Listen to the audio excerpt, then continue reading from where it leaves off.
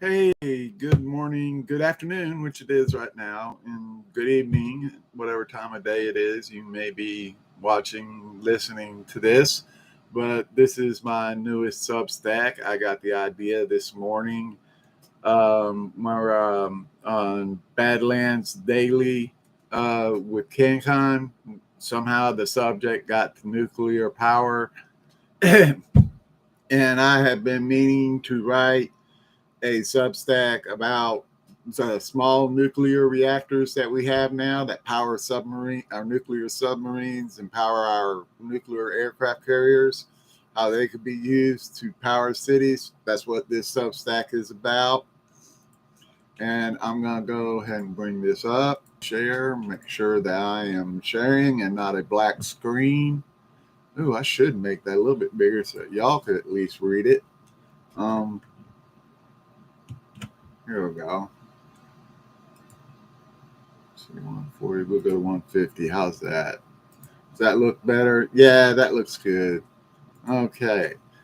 The Nuclear Renaissance, Powering Cities with Submarine and Aircraft Carrier Reactors by Sammy the Squirrel. The world is at an energy crossroads as the demand for clean, reliable power surges. An unlikely hero is emerging from the depths of naval engineering. Nuclear reactors designed for submarines and aircraft carriers, these compact, powerful systems, honed over decades of military use, are now poised to revolutionize how we power small and large cities alike. Coupled with advancements in small modular reactors, now everything in red is a hyperlink that you just have to open up and click on. And let me go ahead and show you.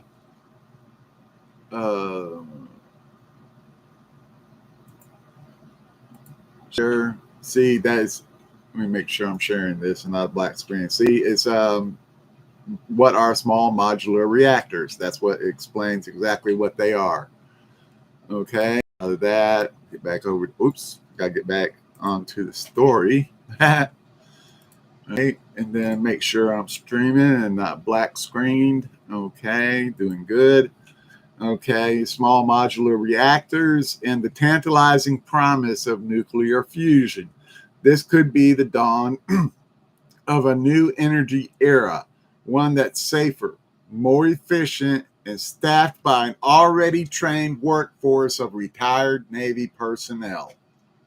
Submarine reactors for small cities. Imagine a small city of 20,000 to 50,000 people who are too remote or constrained for a massive traditional nuclear power plant, yet desperate for clean, consistent energy. Enter the nuclear submarine reactor, a marvel of compact engineering. These reactors, typically pressurized water reactors, PWRs, generate between 10 and 200 megawatts of power, enough to supply a small city's electrical needs. For context, a single 20 megawatt reactor like the PWR 20 or Dash 20 designed by Last Energy can power 20,000 homes with zero carbon emissions. Submarine reactors are designed for reliability in the hardest of conditions, or harshest of conditions. Think months underwater, far from maintenance crews. Their small size and modular design make them ideal for land-based applications in remote or space-constrained areas. Unlike traditional gigawatt-scale reactors, which require sprawling sites and years of custom construction, these reactors can be factory built, shipped, and assembled on site, slashing costs and construction time. The International Atomic Energy Agency, IAEA, notes that small modular reactors, many of which draw directly from naval designs, I didn't capitalize N, can be deployed in locations unsuitable for larger plants, such as old coal sites or industrial hubs. Take a town like Kodiak, Alaska. Reliant on expensive diesel generators, a submarine-style reactor could provide steady, low-carbon power, reduced energy costs and emissions. The modular nature means additional units can be added as deemed demand grows.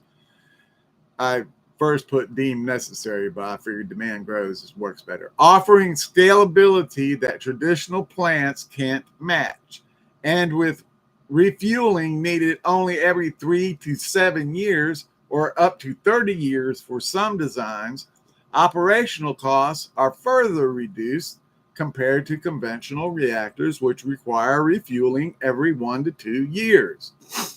Aircraft carrier reactors for major cities. Now scale up to a major city like Seattle or Miami, with populations in the hundreds of thousands, possibly millions. Here, the nuclear reactors powering modern aircraft carriers like those in the U.S. Navy's Gerald R. Ford class come into play. These behemoths house 2 A1B reactors, each capable of producing around 300 megawatts of thermal power, with a combined output sufficient to power a city of 100,000 homes or more. Unlike submarine reactors, these larger systems are designed for sustained high output performance, making them suitable for urban grids with heavy industrial and residential demand. Wake up, California.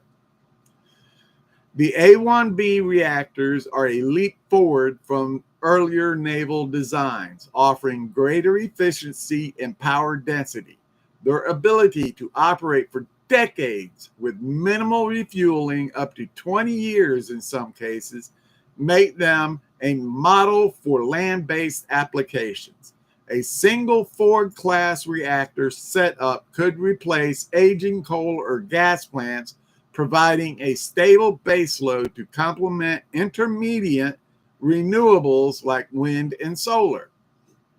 The World Nuclear Association highlights that such reactors could be adapted for civilian use, especially as part of a hybrid energy system that integrate nuclear with renewables to ensure grid stability. For a city like Miami, vulnerable to hurricanes and rising sea levels, a nuclear power plant based on carrier reactor technology could be built underground or in fortified structures, offering resilience against natural disasters such as Fukushima.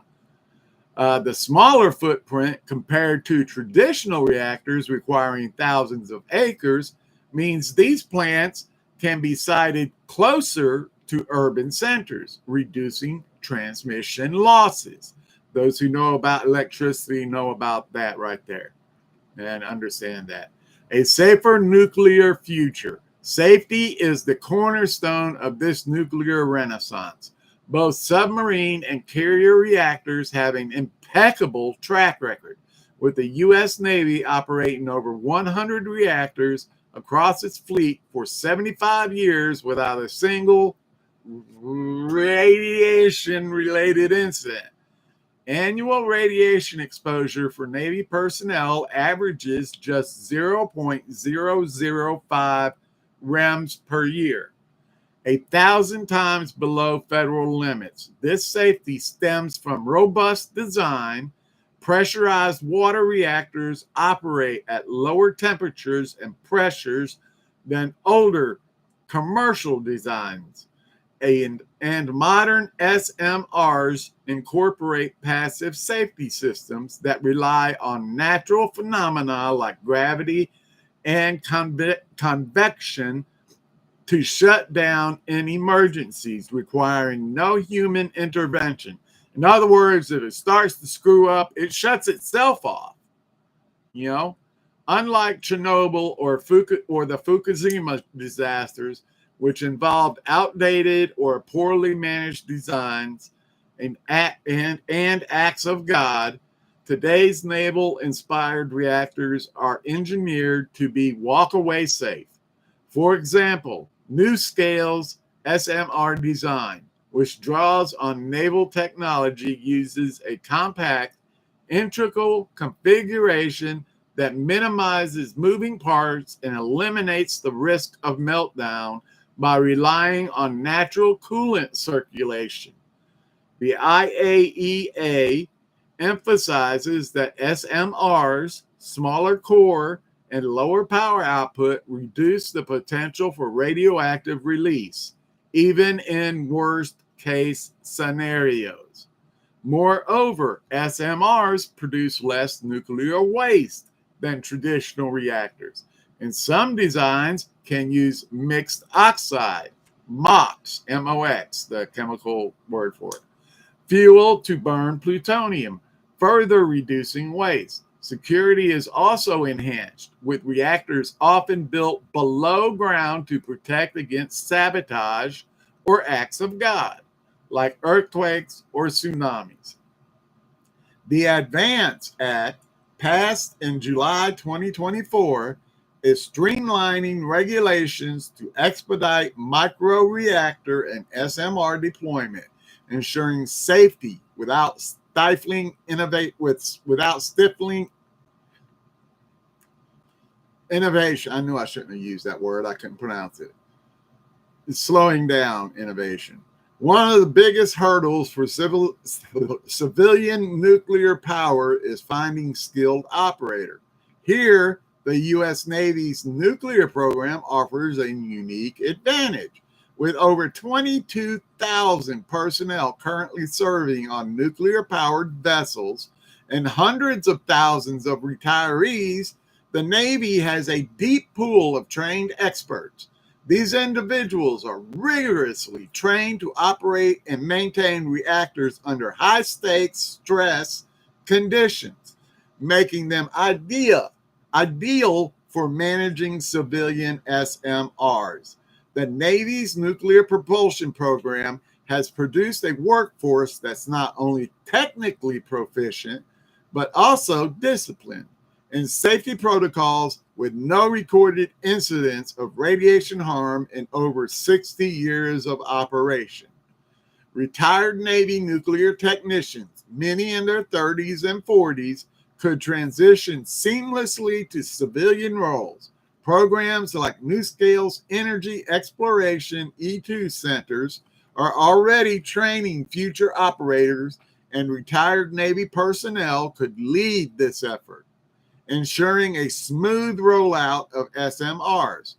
This ready workforce mitigates the staffing challenges that have plagued large-scale nuclear projects, like the delayed Hinkley Point C project in the UK. The promise of nuclear fusion, all right, while fission-based SMRs are ready for deployment, nuclear fusion looms as a game changer. Unlike fission, which splits atoms, fusion combines them, releasing vast energy with no long-lived radioactive waste and zero risk of meltdown. Fusion reactors, like those being developed by companies like Commonwealth Fusion Systems, could theoretically power entire regions with a single unit. However, fusion remains in the experimental phase, with commercial viability likely decades away. Now, I'm going to stop right here, and let me go look at the camera real quick. The reason why I'm stopping right here is because the reason why nuclear fusion is so difficult right now is the lack of helium-3. If we had access to large amounts of helium-3, we could leap forward in nuclear fusion. Okay. So we have to get back to the moon, y'all. I mean, helium-3 is just laying right there all over the surface of the moon. All we got to do is go up there with a shovel and a bucket and some way of bringing it back. You know how much a bucket, just a regular bucket full of helium-3 would be the value on it. Oh my goodness. Anyway, okay, let's finish on. Let's see. While the fusion, but yeah, for modular scalable systems. Okay, SMR advancements. Why or what they mean? I'm sorry, I got confused. Small modular reactors, SMRs, are nuclear reactors with a capacity of up to 300 megawatts per unit, about 1/3 the output of traditional reactors. The term modular refers to their factory built, standardized design, which allows components to be mass produced, shipped, and assembled on site like a high-tech Lego set. This contrasts with traditional reactors, which are often custom built, leading to delays and cost overruns. Example, Hinkley's Point C billions in overspending. Recent SMR advancements include simplified design. SMRs like NuScale's Voyager use fewer mover parts and integral configurations, reducing failure points and enhanced safety. Passive safety systems. Many SMRs rely on natural circulation and gravity for cooling, eliminating the need for external power or human intervention during emergencies. Flexible applications. Beyond electricity, SMRs can provide heat for industrial processes, hydrogen production, or desalination, making them versatile for hard to decarbonize sectors. Scalability. SMRs can be deployed singularly or in clusters, allowing incremental power additions as demand grows. Generation 4 designs. Some SMRs use advanced coolants like molten salt or helium, operating at higher temperatures for greater efficiency and safety. Regulatory progress. The U.S. Nuclear Regulatory Commission's approval of NuScale's 50 megawatt design in 2023 marks a milestone, with commercial development or deployment expected by the early 2030s. These advancements make SMRs cheaper, potentially $3 billion per a unit per a 12 modular plant versus $12 billion for a traditional reactor, and faster to build, 58 months versus a decade. They also address proliferation concerns by using low enriched uranium and incorporating security by design features. The path forward. The nuclear resistance is not without its challenges. Public perception, shaped by disasters like Chernobyl and most recently Fukushima, remains a hurdle. Despite SMR's superior safety, waste management, though reduced, requires long-term solutions that we already have in place. And with the reduced amount of waste, that would extend the storage space greatly for these facilities. And regulatory frameworks need streamlining to avoid delays. Security for